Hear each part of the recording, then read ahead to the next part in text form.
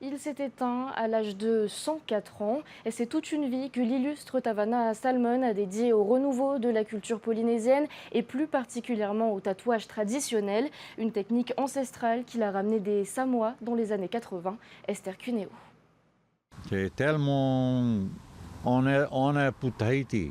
Et maintenant, je vois dans tous les publicités, les gars sont tatoués, je suis très content.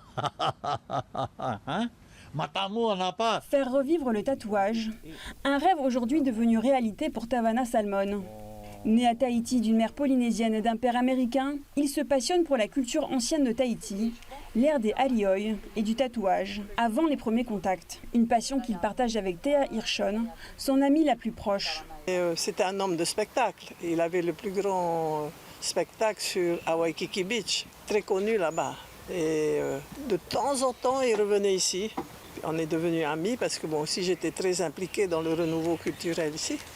Et le tatouage inclus, quoi. Mais c'était lui le maître. On est devenus très proches, il a habité presque toute sa vie chez moi. Et il y avait ce renouveau culturel qui commençait à naître, quoi. Et le tatouage en faisait partie. À l'époque, elle édite un livre sur les premières personnes tatouées par Tawana Salmon. Elle documente au passage le désir soudain de se tatouer qui se répand dans toutes les classes sociales.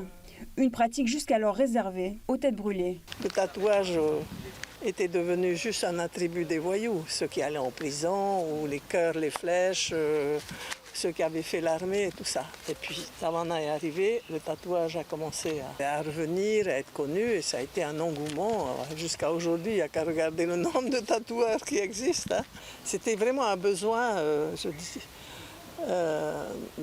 de notre société qui avait besoin d'affirmer sa particularité. Son époux lui aussi connaît bien Tawana Salmon. Il a d'ailleurs fait partie du voyage aux îles Samoa. On témoigne son tatouage à la ceinture. Mais pour moi, le plus important, c'est là.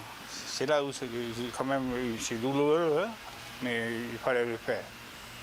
Pour arriver à ce niveau-là, il faut le faire. Et je suis fier parce que c'est terminé. Le colonel de Tahiti, avant, les gens ne connaissaient pas. Alors c'est pour ça, c'est grâce à Tawana que les gens ont commencé à faire des petits tatouages, un peu là, un petit peu là, mais pas trop. Hein. Un hommage à cet homme de culture, l'association Aina Tatao, qui prépare le prochain festival du tatouage, y avait pensé bien avant son décès. On voulait faire rappeler à toute cette nouvelle génération que grâce à lui, voilà, aujourd'hui on est arrivé à ce niveau-là. Le tatouage polynésien est connu dans le monde entier. Alors, c'est pour ça qu'on voulait lui rendre hommage.